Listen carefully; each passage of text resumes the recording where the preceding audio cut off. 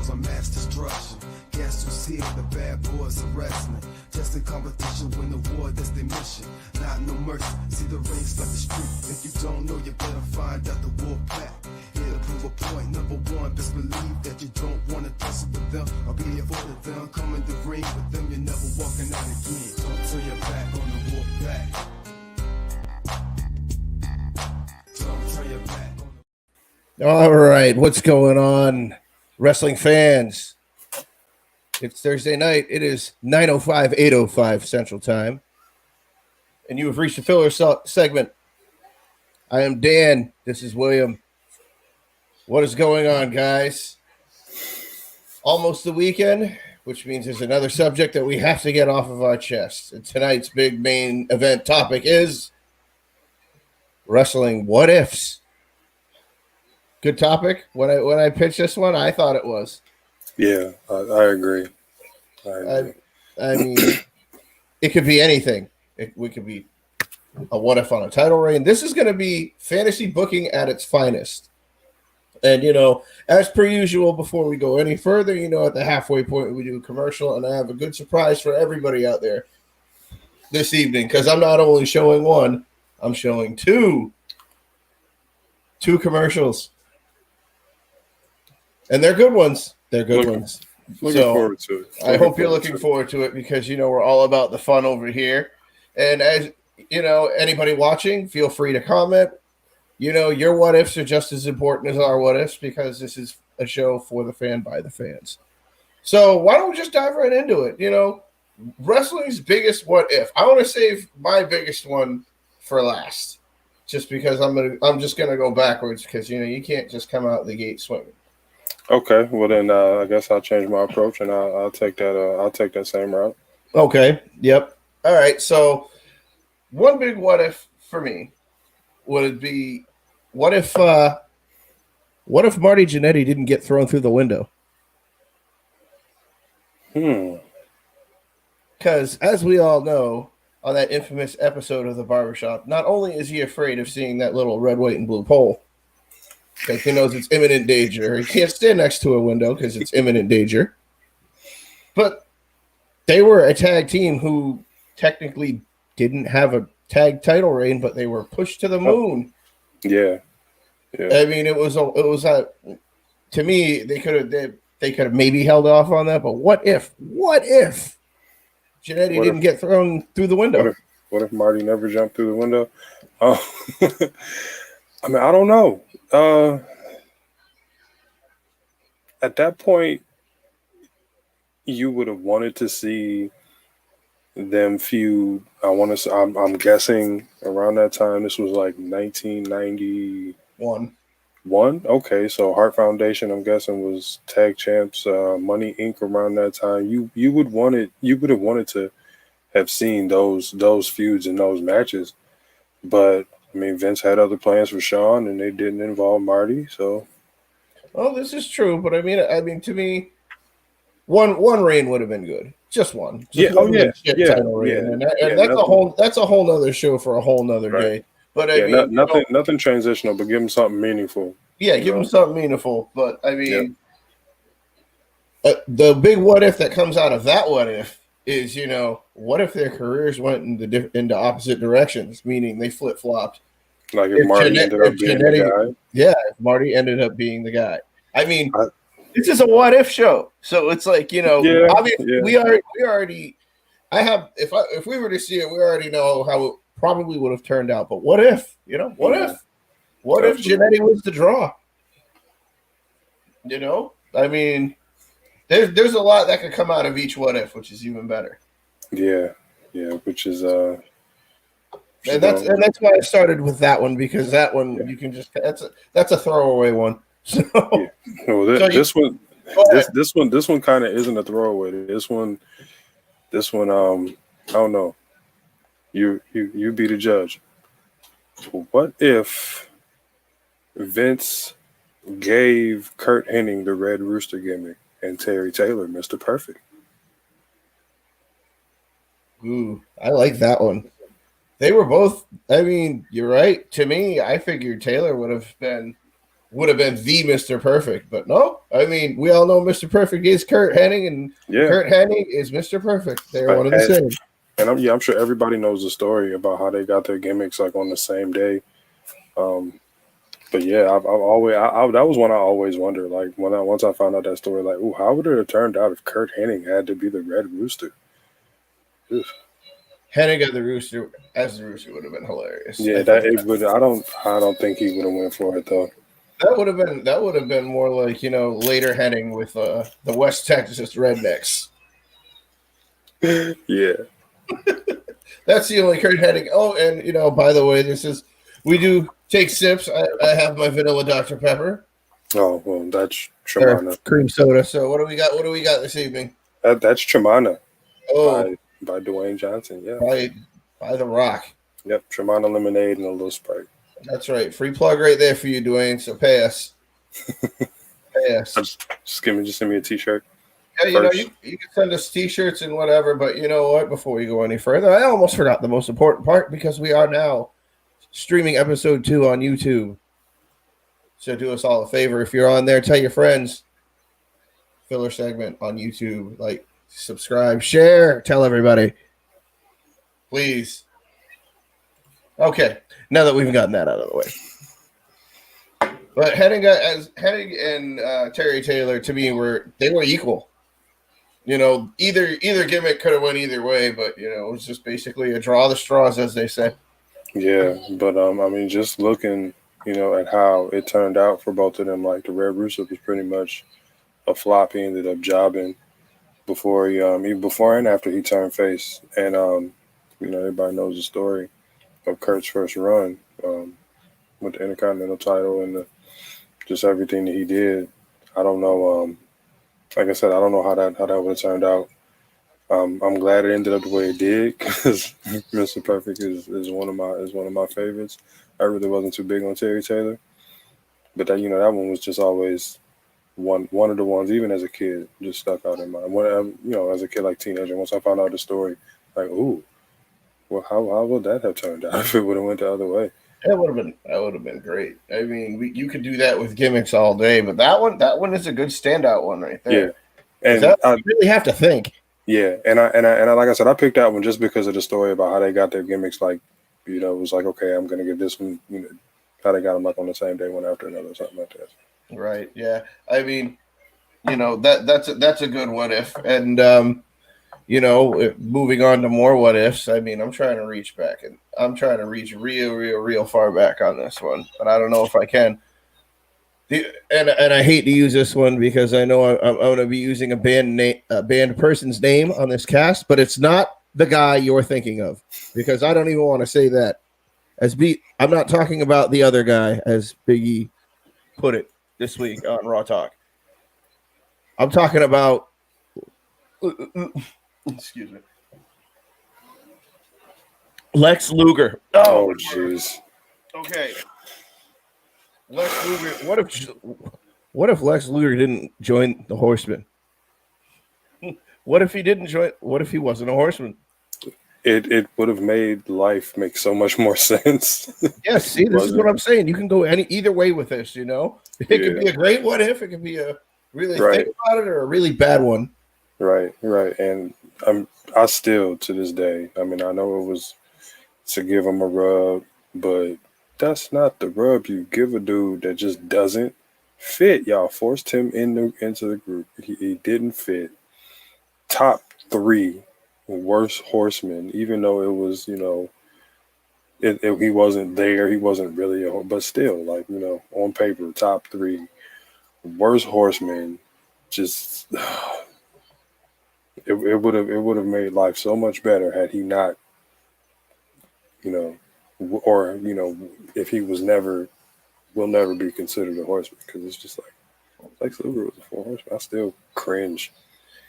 Yeah, that one's still. That's a head scratcher there. But moving on to another few what ifs. What do you got?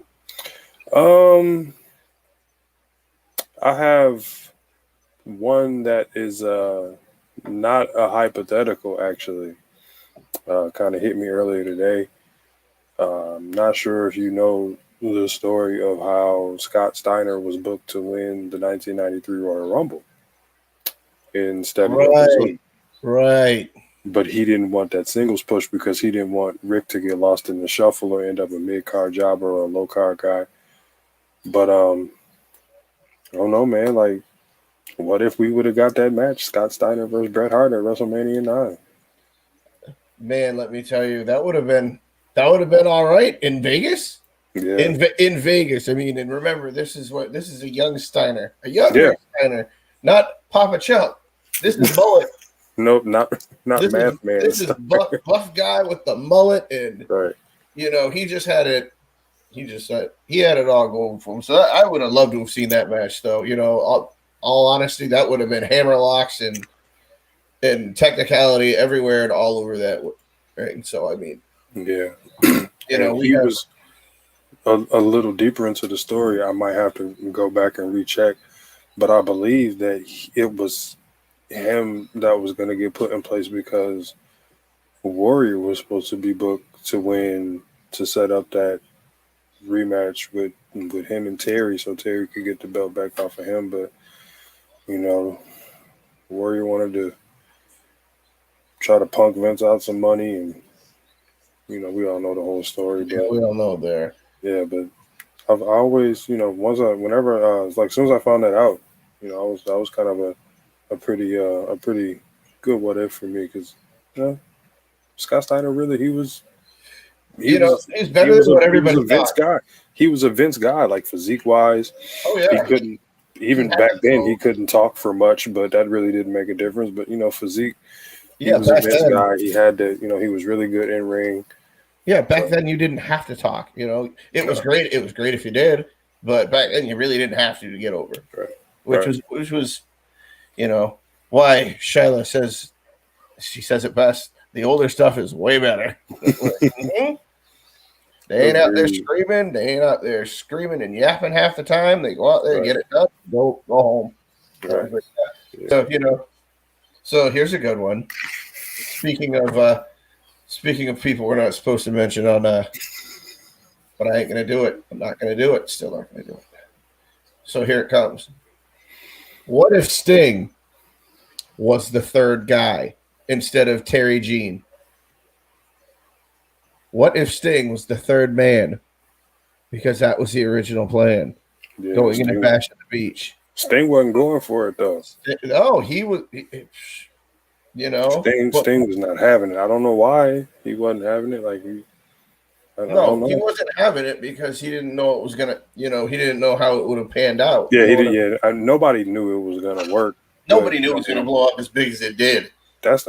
But seriously though, Sting passing up on that. But you took a match against the Black Scorpion. Yeah, a cage match too. Yeah, for real. But I mean, what if it was the Sting-led NWO instead of him? Yeah. For one, it made more sense for him because of where the other two guys had just came from. Right. You know. I look at it that way too. Because you're right. They were like the guys from over there, from New York, as they all like to say. From New York. If it was going to be like an in-house revolt using them two, DDP would have made the most sense. Right. DDP would have made the most sense because he was the only one really at that point to have history prior to them leaving and then coming back. That would have made more sense. But a Sting-led, maybe that wouldn't have worked. Sting's not a real believable heel. Even Wolfpack Sting. I mean, I know that was a face faction. Hey, listen, I like Wolfpack Sting. So. I mean, yeah. I mean, you know, I'm all for something different, but you know, they were a face faction, but just under the NWO moniker because the NWO is always going to be known as a heel faction. It just, I don't know. Yeah, I mean, maybe it would not have. Yeah, maybe it would not have worked. Yeah, maybe it would not have worked. I mean, or it would have worked to a point of it would have gotten a lot staler a lot quicker. Yeah. I mean, because being for real, and you know how good I am about name dropping this guy, my boy, Scott Flash Norton. I don't see him and Sting ever coexisting, and that's just off of just face value. You know what I'm saying? Right. See that happening. So right away he's out. If we're gonna go through the whole B team, and then you got Brian Adams, Crush.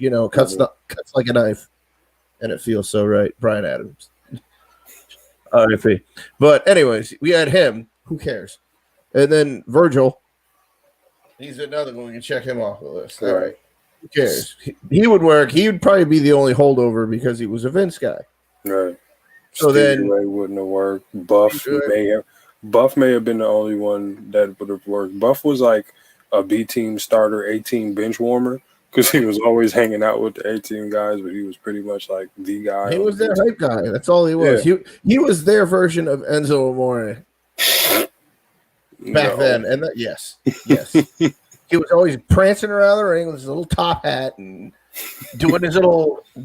I mean, you say you hate the Alex Wright dance. That buff strut was like, Dude, that was terrible too. No, that was horrible. That was trash. Look out for our next episode: trash dances in wrestling. Because there's quite a few on that one, and I'd probably just go and start off the list with all of them. So, right. All of them. Right. Seriously. Even the Disco Inferno. And I was gonna say even Ernest Miller, even Ernest the Cat, because he was the original. Someone better call my mama. Yes, gimmick, and nobody ever gives him credit for that. Every time I heard Brodus Clay come out to that, I'm like, no way. Ernest Miller should be managing this guy if they're gonna do that. Seriously. What if somebody? Hey, you want a what if? What if somebody actually did call Ernest Miller's mama? Or Brodus' mama for that. Or Brodus' mama, yeah. I mean, what if? Just saying. What if everybody didn't have a price? Was good one, because now that was actually my next one. Good. That was actually my next one. What if What if Vince booked Ted to win the WrestleMania 4 tournament? Yeah. He had it. He had a thing for Vince had a thing for faces going over to close out WrestleMania in the 80s. Yeah. The track record's there. The same dude closed out the first 4 really, because he wouldn't get it 5, 6. No, yeah, because he wouldn't get his ass out 7, 8 down to 9. Yeah, he 9. closed out the first 9. Yeah, and that was it. He legit closed out the first 9 shows. It just would have been, I don't know, for me, it would have been something different. I think that as far as in that promotion go, as far as in Vince McMahon Jr.'s WWF, WWE promotion, Ted DiBiase, the $1 Million Man gimmick is the greatest heel gimmick, period. There was no better heel under Vince McMahon, under Vincent Kennedy McMahon, better than Ted DiBiase. Simply because it was who Vince saw himself as if he was like actually in there. If he was a talent. Yeah. Well, back then, if he was a professional wrestler, because that's what it was. Yeah, because you got to remember, too, back then, and if you want to go that, if that's what it is, you're 100% correct, by the way. But, I mean, back then, we all just thought he was the announcer. Yeah. So yeah, he couldn't break that because that was what it was. And then when it got out, he could finally. I see. I know what you're saying. Yeah, but I mean, how do you have a character that draws that much? People just he did his job. You have to reward that. You have to reward that. He didn't have a bigger heel from 1987. 1988 until like maybe 1993-ish. If you're gonna for Vince, it would have to be 1993-ish. Yeah, he didn't have a bigger heel than Ted. No, he didn't. He really didn't. But I will say this, you know what? If because you segue, we can kind of lump this into one category if we're gonna do that, because Ted is definitely there, and I have to agree with that. Any purist would agree with you. I'm just saying. But if we're gonna have a 1A on this one and a 1 and or 1, 2, 3, we gotta throw Rick Rude, we gotta throw Kurt Hennig.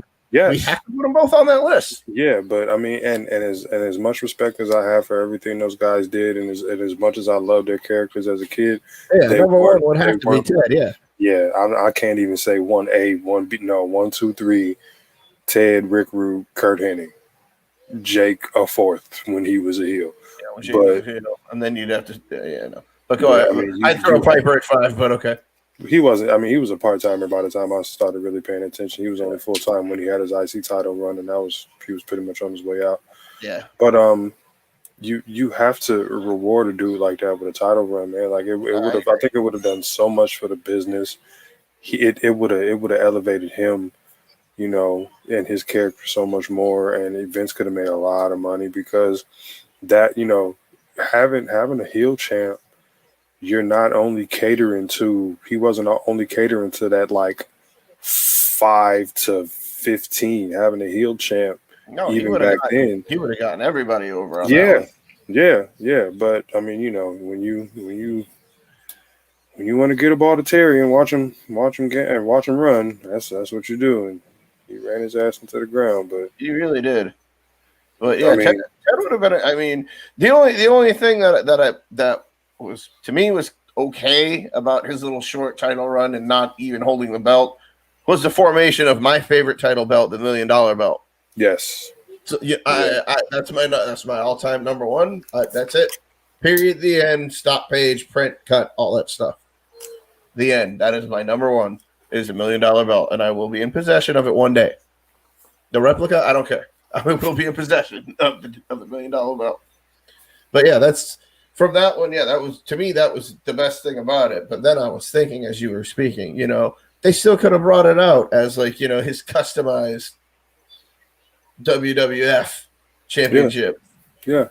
And then the Winged Eagle would come into play and all that stuff later. That would have been so ahead of its time. It would have been ahead of its time, but so ahead of its time. I mean, when Austin brought out the Smoking Skull, it was great. Everybody about shit. Yeah. But then, as you were saying that, I'm like, they could have talking. It's like they could have done that with Ted. You're right. Yeah, 100%. Just busted that out. And, oh man, you're right, Mark. But I was only 7, 8 at the time when that went down. Yeah, 7, 8 years old, and unfortunately, I wasn't a marketing mind like I am now. And I'm just saying, But that's a pretty good what if. I do like that one. Oh, 20 minutes into the show. Hold on. I gotta spin the lid around.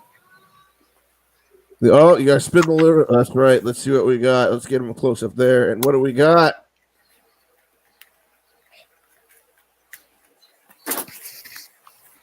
Is that the Barry Bonds special?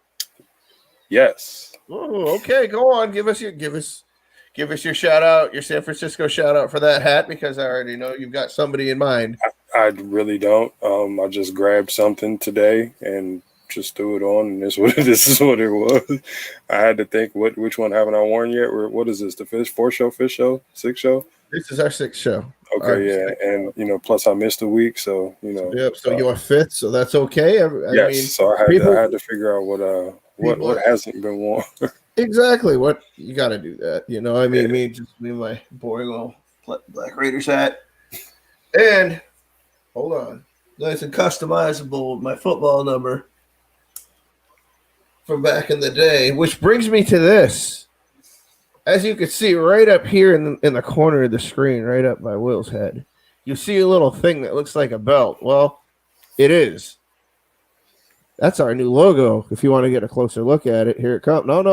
Watch this. I'm going to take that off. I'm going to put this up just for 1 second.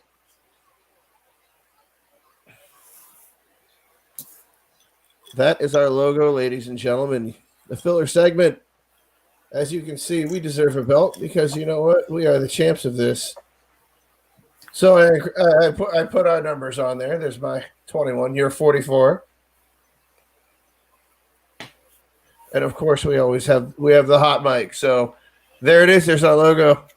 You'll be seeing a lot. You'll be seeing a lot of it. The hot mic. I didn't realize. Okay, that's the hot mic. That's the hot mic, man. So you are all set. Now we put the logo back where it belongs. So all right, cool. All right. See, big things. New opening. I keep my big ass head out the window. Oh, that's all right, man. That's a title. So they'll still be able to see it. It's all good. You know, I'm still waiting for the late commenters to come on and start going on their what ifs, because you know what, the forum's still open. Somebody wants, and I know who that is. Mr. Wesley wants us to talk about his new belts, and that's another show for another day. Yeah. But anyways, we're getting back to what ifs. So we reached a thing where we've talked about Ted's run, and then we threw in a what if with Hennig and Rick Rude, because you have to bring them up. But here's another one. What if Rick Martel actually got a push? Like, actually got a big push? Yeah. To me, one of the most underrated. He was the Cesaro of that generation. He had the talent. The talent was there. The man had it all. He's a former AWA champion, and they just didn't put the belt on just anybody just until later on down the line. But that's it. But still, Rick Martel had it all. And that would have been ahead of its time too, where you had the arrogance with the cologne and everything. Just going off, nose in the air. The model as champ would have been great. To me, that would have been awesome. I mean, the Boston Crab. Okay. Kind of basic move, but okay. Back then, it was okay. Yeah, it was the 80s. You could have got away with it back then. Oh, yeah. I mean, Chico had the flying forearm. Yeah, but he used the figure four prior to that. He did. He did, yes. Yeah, I mean, I don't know. IC champ, I can see, but at that time, in that promotion, him being the number one guy, I don't know. I think he could have pulled it off. I mean, he would have shown out. I think he would have shown out in his IC run if he would have gotten even that. And you're right, an IC run to me that should have been a foregone. But again, that missed the boat. Let's say if he was in his prime around the new generation era, when it was like Brett, Sean were pretty much, he could have been the main guy in, but he was a little older at that point. So, and I think he was bouncing around. He wasn't really around too much. But if he was, like I said, if he was in his prime, 30s or so, something like that, around that time, new generation time, 92 to 96. Yeah, I can see that, but not the number one guy when he was there after Strikeforce. Nah, the roster was too top heavy. I don't, like I said, IC champ, that definitely, he would have had a pretty good run with that. But like, later on down the line, but he was, like I said, he was phasing out at that point from that promotion. Yeah, but I still think even a transitional run, they gave it to Slaughter. And I understand what they were doing with that. Right. Yeah, they had something going with that. Yeah, I mean, come on. Let's just say hypothetically, what if there wasn't the Gulf War and the Slaughter thing didn't happen? Could you put Rick Martel in that spot? Nope. What? Nope. Okay. Because you still had Savage as a heel. Him and Warrior were finishing their thing up, though. That was already booked. Yeah, but I mean, had it not been, I mean, if we're saying let's go with this. This is gonna be the what if right now. Let's go with this one. Let's go with this one. All right, I'm going. Let's do this. What if there was no Gulf War and the whole Slaughter storyline didn't have to happen? You changed the course of the entire title picture at the top. So let's think about that. Warrior, this was coming off of WrestleMania 6, so Warrior was a champ going in the Royal Rumble 1992. 92? It was 92 because that was Terry won 92 and he won 91, but it was yes, it was 92. 93 was WrestleMania 9, so 92 was WrestleMania 8. We're thinking 91, January 91 at Royal Rumble. Yep. Okay. So we need a stat boy like really quickly. I got it. I do all of this. No Google. Hashtag no Google. Hey man, I know this for a fact. I would never question that, but I'm just saying at some point we're gonna need a stat boy on all this. Right. So WrestleMania 7, Flair wasn't there yet. He didn't get there. Yeah, Flair's only WrestleMania prior to WCW being bought out was WrestleMania 8. Okay, so Warrior was champ. You could have kept that feud going with Savage, or you could have possibly spun it so you had a Warrior Terry rematch, which would have sold out the LA Coliseum instead of Vince lying about that bomb threat, but that's a whole nother. Yeah, we're not about to have that conversation right now. He had huge aspirations to sell out the Coliseum, and he wasn't quite there yet. No, you know what I mean. Ticket sales weren't doing it, so he was like, "All right, the LA Coliseum is like 17,000 people. Okay, yeah, let's go over there and play it off like it's a bomb threat for this whole Slaughter thing." So Slaughter probably doesn't even like come back. He probably doesn't even call Slaughter back. You have to restructure it and somehow set up a rematch between Warrior and Terry for WrestleMania 7 to put Terry back over to get the belt. Coming back from, I don't know, I think it was Suburban Commando. Did he left to go do? Yeah, he went to go do Suburban Commando with Christopher Lloyd. So now your what if is, what do you do with Savage? Because WrestleMania 6, he was coming off that Dusty feud. Dusty had went back to WCW. What do you do with him? Who was there? Right. For the semi-main or for just that spot? Like, do you know, because Perfect was still a member of the Heenan family, so you don't do that. You don't turn him heel before WrestleMania. He has to turn face. We have to go into this knowing that he was taking time off after WrestleMania 7. Right. So given that information, and he was still using his Macho King gimmick too. Yes. So somebody would have to take the crown away from him. Is what? There you go. What? So let's. There you go. So yeah, hypothetically, who would have been what, like a crown versus career match? Yeah, I mean something like that. And here's another what if. What if you put Kerry in that match? Because he was on the roster. He was, yeah. He lost. What if you put Kerry in that match? He lost to Dino Bravo that night. He did. Yeah, that way you don't have to try to turn Savage face. Nope. You put Kerry into that, and that's it. Yeah, because there was a lot of, I think that card, because I just watched it yesterday or Monday. I'm sorry, Monday, because today's Thursday. I just watched it Monday because I was home, and that card just seemed really, aside from the main matches like the blindfold match and the main event, and then the Warrior Savage match, everything else just pretty much seemed thrown together.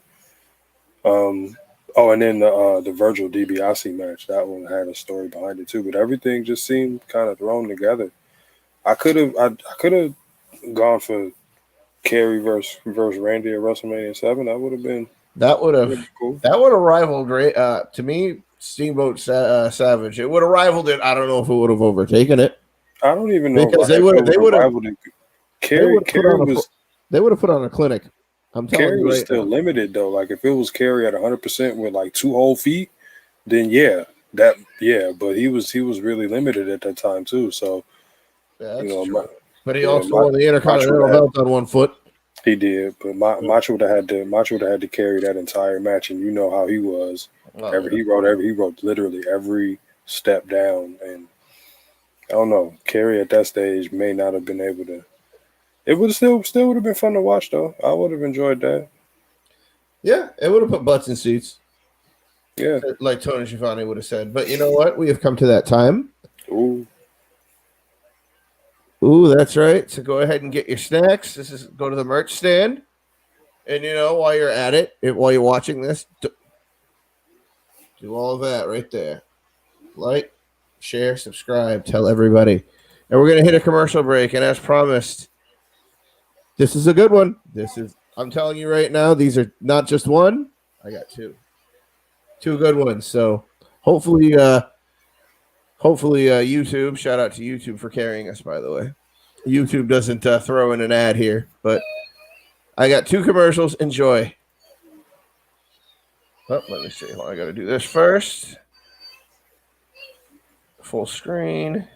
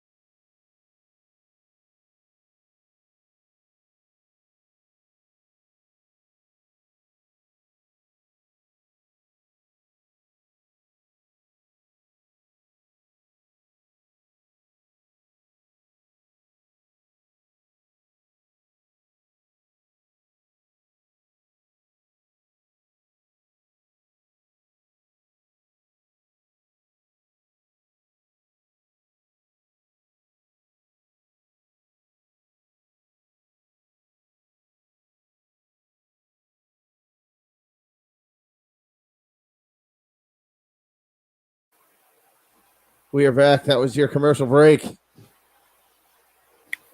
Brought to you by the fine folks at Infinite Banter, the podcast. So real quick about the second commercial. Go ahead. I love your commentary after my commercial, so bring it. Between me and Patrick Fuller, we literally had every single one of those.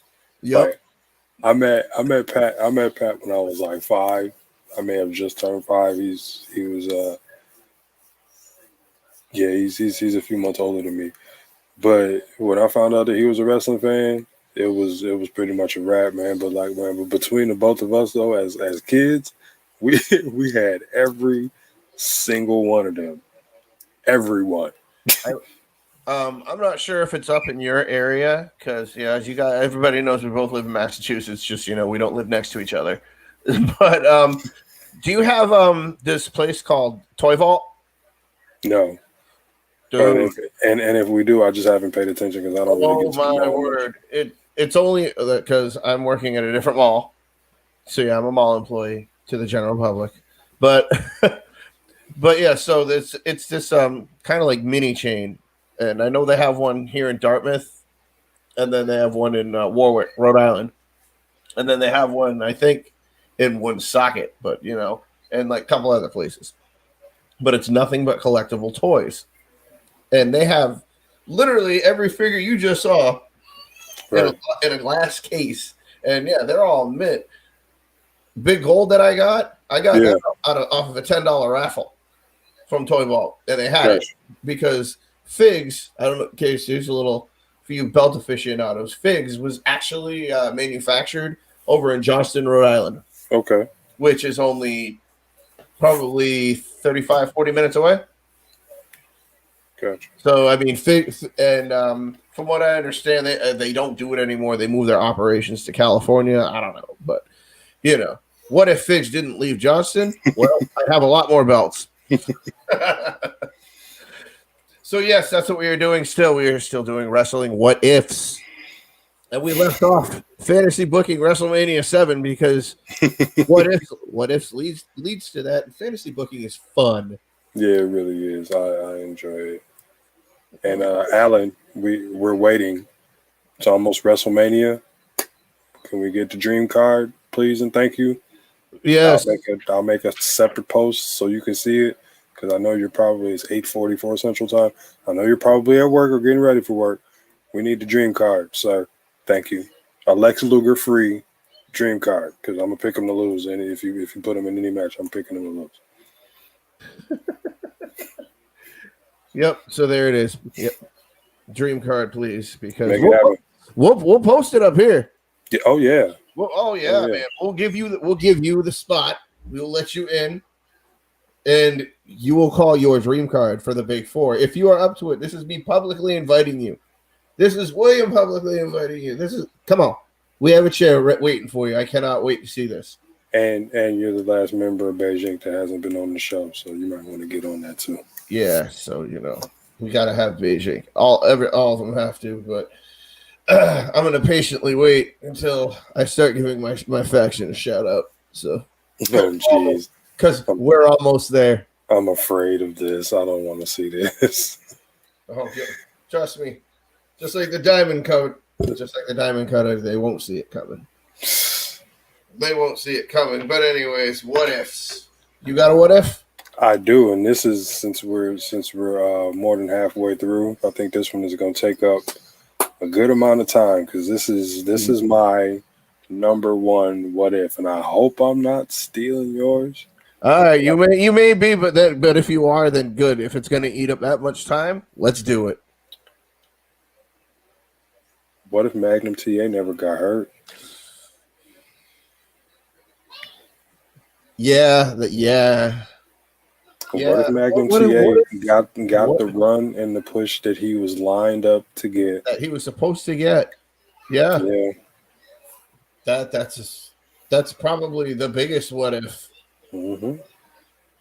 At least, or one of, if not the biggest. I shouldn't throw that out there as the biggest. Yeah, it's up there, man. It's really up there. I mean, just life happens, man, and when it does, I mean that guy. I mean, now that's a guy who could have been like the face of Crockett Promotions. Right.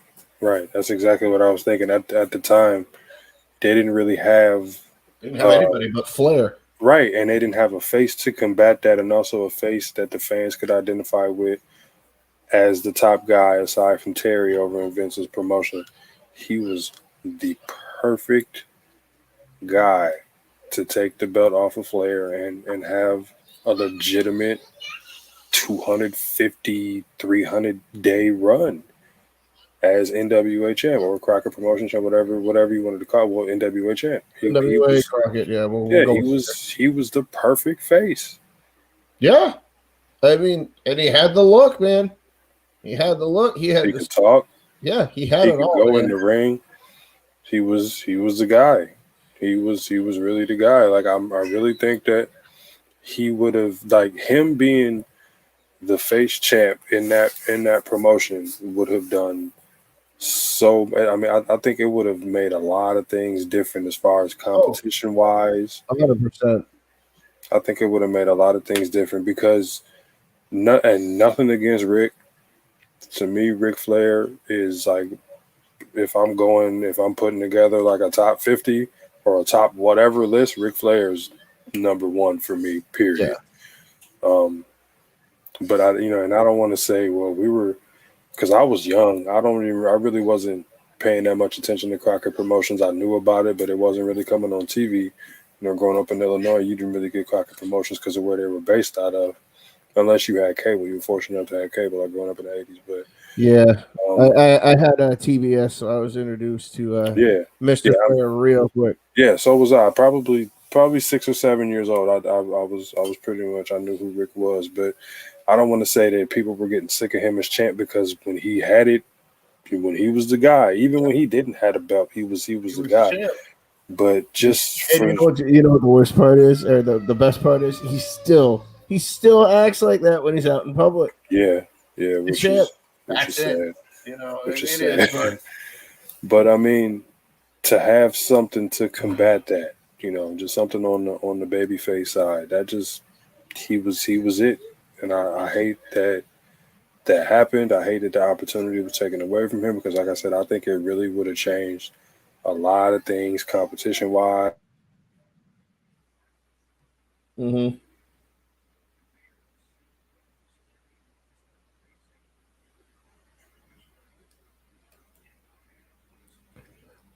Yeah, Magnum TA was a good one.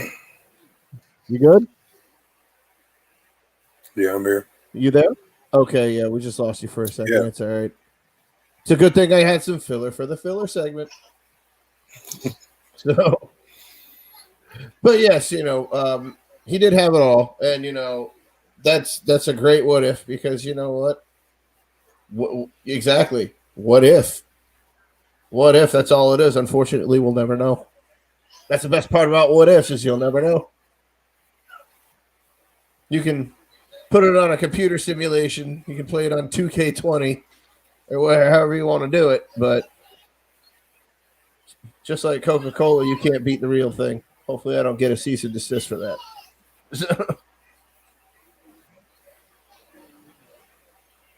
So anyways, moving on. What ifs?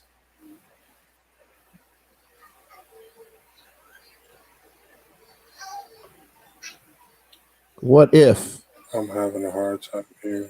Oh, you're having a hard time hearing me? Can you hear me now? Yeah, you were choppy. All right. Yeah, I got it. We're good. I don't know what happened. I was kind of choppy, and you were like frozen. You were like a mannequin, and I'm not talking about your favorite movie. But anyways, here's a good one. What if CM Punk didn't walk out?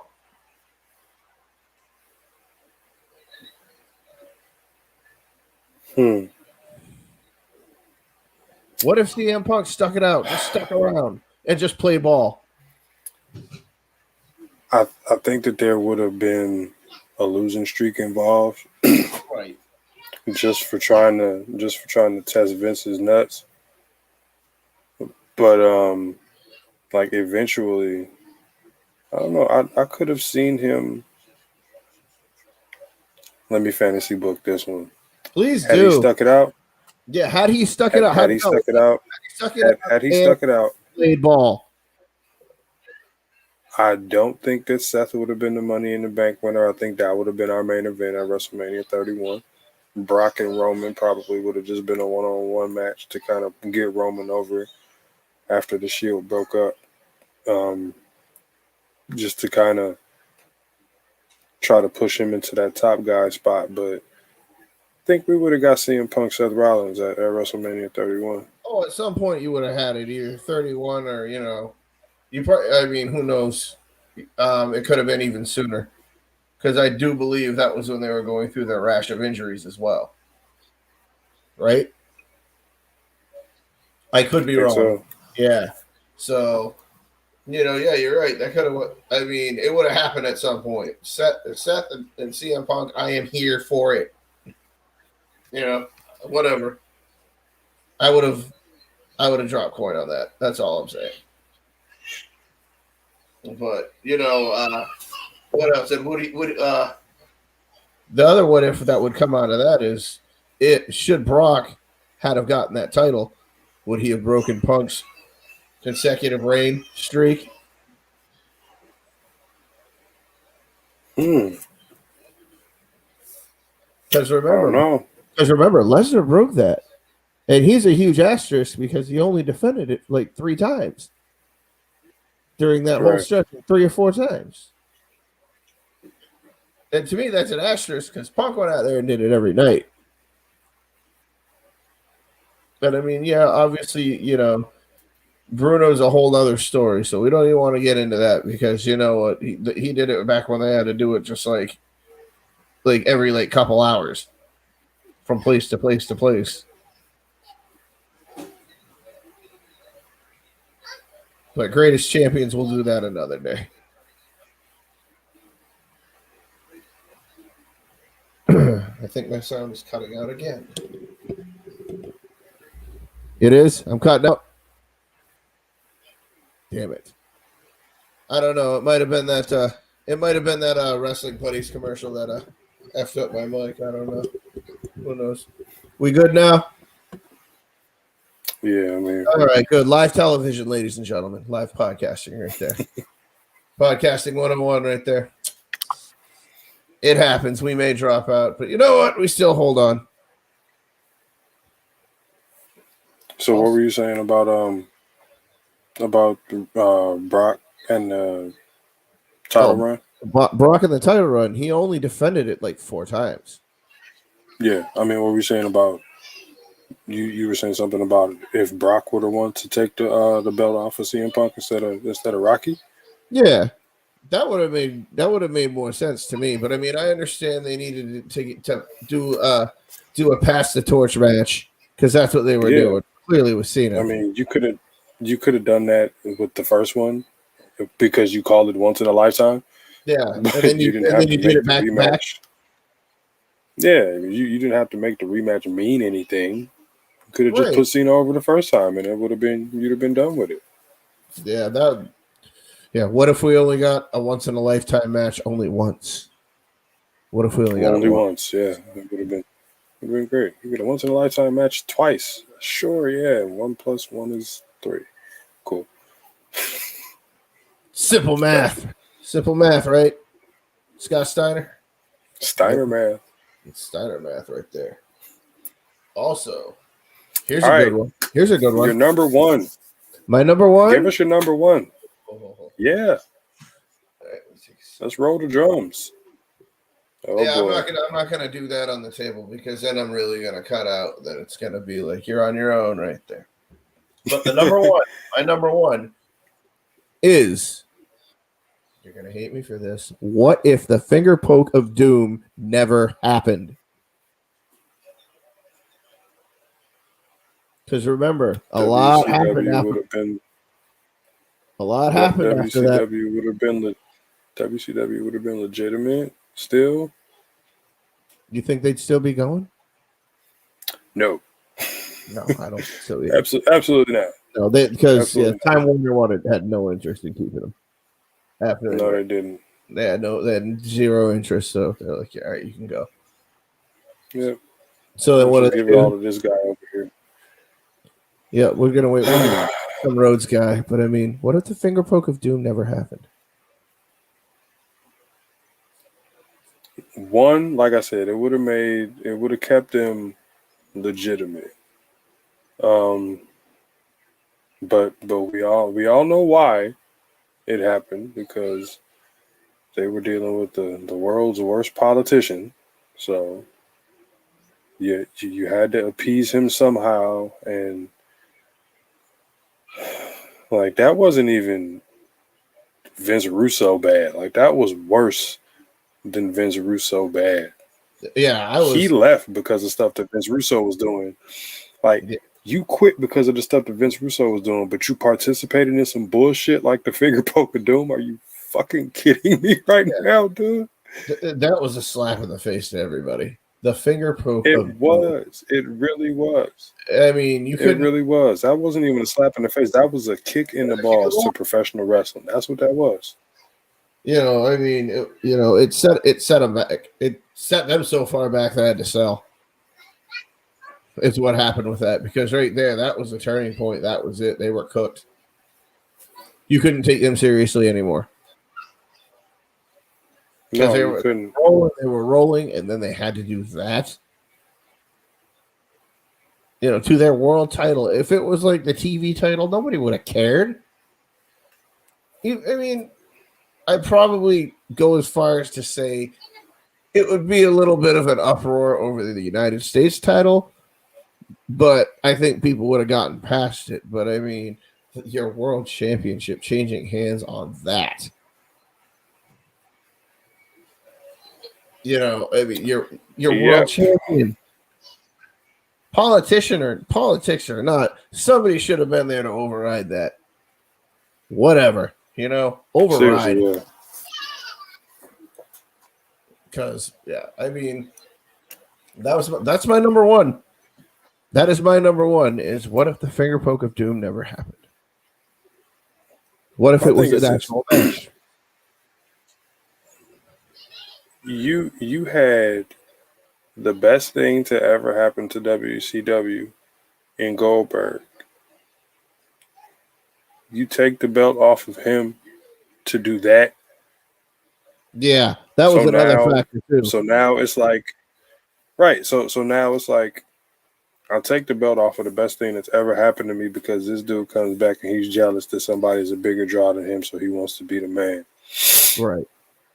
Well, you just gonna kill your business for this motherfucker? Like, Goldberg was the best thing to happen to WCW, and that's why you take the belt off of him. Like, imagine how he felt when he saw it.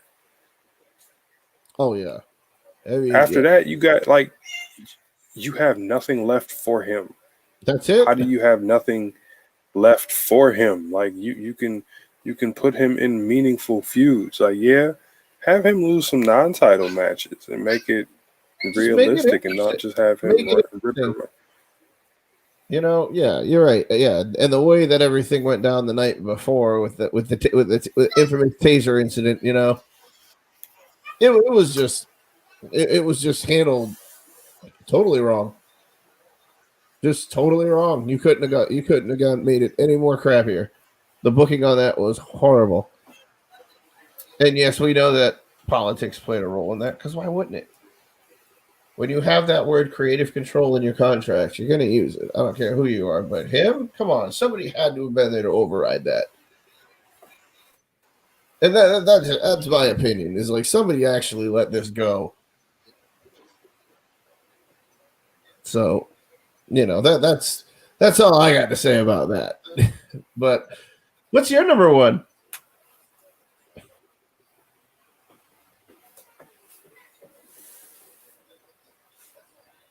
What's your number one? McIntyre was my number one. Oh, that was your number one. All right. Well, it's getting to be about that time anyway, since I'm looking up at the old timer. So you know what time it is? Shout out time. And since it's just the both of us, it's going to make a shout outs that much easier. So I'll let you kick it off because I got to go last. I got one. Pretty standard again this week, man. Just shout out everybody in the group. You know, thanks for sticking it out with us again this week. Go check out Tim.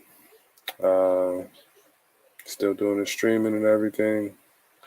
Go check out Mike and his boy Pete, Sports Entertainment Club podcast. Excuse me. They're a few episodes deep. Sorry about you jinxing the league with the injuries and everything, Mike. Oh, he wants y'all to go and check out his custom HBK belt that he won in summer. Oh, I did. You know what? I did see that. I saw that when he posted it, and my word, it's like I don't care. I'm not a huge Shawn Michaels fan, but to get a collector belt like that, that's pretty dope. Yeah, he got a BG himself. I forgot which one it was. It was something, but he wanted us to mention his belt since his collection is growing. I'm gonna go over. He just recently bought a house, so I'm gonna go and check out the house and go check out how he got it set up. Oh, and Mark, Infinite Banter, Infinite Banter. The sponsor every week. I'm gonna keep plugging until I get a T-shirt, so I can stop verbally plugging and just hold up the T-shirt. Hey, I want a T-shirt and a hat, man. Give me a T-shirt. Yeah, T-shirt and a hat. We good. From Mark, the sponsor. That'd be great. I'll tell you right now, if you did that, we would wear. I'd wear it every show. Every show. Mark, send me a T-shirt. Yep. Send him a T-shirt, please. Just one. Infinite Banner on the front and Strike Force on the back. That's right. For Chico Santana. All right. I'm going to go ahead and give mine right now. I mean, I've had a very rough week. I've had a death in the family, pretty much. My Uncle Jack died of cancer. Funeral will be this Saturday. I've only let a few people in on this. So, you know, yeah, I'm back. Everything's okay. You know, I just got to get through this time. And shout out to Chris because, you know, he lost his father. So shout out to him.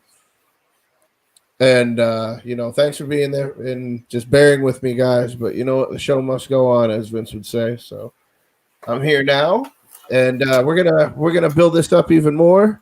I'm digging the new stuff. Oh yeah, and one special shout out, just because I'm a smart guy, and I'm gonna nickname him this, and everybody will know. Everybody will know who I'm talking about. Shout out to the wrestling period professor. Always has an answer. You know who you are. The professor's about to get his ass kicked out of class too. And that's the headmaster speaking. So we're gonna shout him out. And you know what? I need a good laugh for tonight, so I'm gonna say shout out to the reject, just because you know what? Shout out to the reject. Shout out to the reject because pink ring attire. And his pink ring of fire. Yep, pink ring attire. That's right. Hardcore champion. In whatever promotion in rural Arkansas. And guess what? I just figured this out. You know, we're going to be going into our second month here on the filler segment. Already. 2 weeks will be, and we have the big Mania show that we have to get going on. Plus, you know, the Hall of Fame. Our Hall of Fame is still up for voting. And I'll be tallying those. When is that closing? The Hall of Fame is coming up, actually, or this week. That's it. It closes March 31. That's it. So get them in, because guess what? Okay. Guess what the next show is? The next show is going to be our Hall of Fame wrestling period filler segment, Hall of Fame, first class 2021. And I can guarantee you there will be no Great Khali in there. I am sorry to disappoint those who are fans of one Great Khali, but that is not going to happen. Not today, not next year, and if I have anything to say about it, probably not ever. I'm just saying. But so far, Bruiser Brody is the cream of the class this year. He is our headliner, and I still have votes up. I see a lot of interesting votes. I see 2 votes for other, and they haven't listed who they are. Which other are we talking about? I don't know, but I can't consider them. But they are in the running. Whoever other is, it's probably going to be if by other you mean mystery. I know. I voted other. Yeah, I know. I voted other. My other was Slick. Slick. Yes, and I'm glad you brought that up, because I have made this. And I think Ryan Suter voted for Slick too. Yes, and remember, it is 4 wrestlers and a manager. And so far, if that's Slick, I'd have to throw my vote to Slick in the manager category. So, you know, as one of the official heads of this Hall of Fame committee, I now induct Slick into the Wrestling Period Hall of Fame. He will be inducted along with the rest of them on our next show, Hall of Fame and Mania Week. We're getting down to it. Plus, we got TakeOver. We're getting down to the nitty-gritty.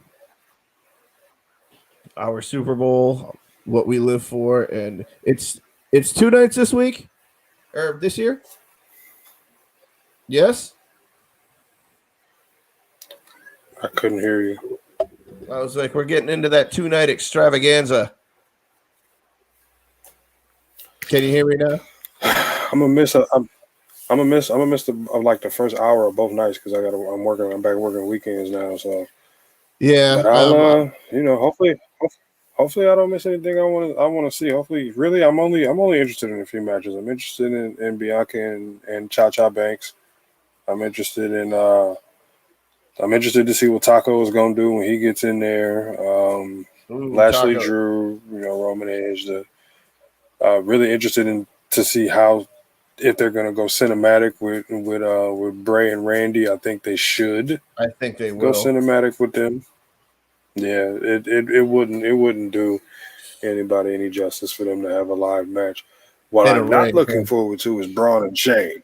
Not looking forward to Braun and Shane, because Braun's going to do something to outsmart Shane with this contract and yada yada yada. And and let's not forget let this be Shane's last WrestleMania match. Shane has to jump off of something. He has to jump off of something. Look, it's only so many custom pair of Jordans you can wear on pay-per-views. Let this be Shane's last WrestleMania. He's 50. Sit your ass down somewhere. Yeah, really. But, still, he's going to jump off of something, because that's every Shane McMahon match. Yeah. So, and Cesaro Seth. I know we're getting it. Cesaro Seth.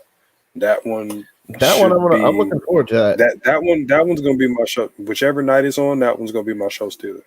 Okay. We'll make our predictions next week. Next Thursday, we'll do this again. We'll see who we can pull on here. If we can pull anybody in here, I know it's going to be a busy week. And we are going to talk WrestleMania, and we are going to unveil our Hall of Famers with our class of 2021. One more time. Let's get this out of the way. Just remember, we'll be here every Thursday, 9:05 Eastern, 8:05 Central. Filler segment on YouTube. Like, share, subscribe. Tell everybody about it. We're a fun bunch. So until next week, get your sleep, watch some wrestling. I'm Dan. He's Will. Dig it. See ya.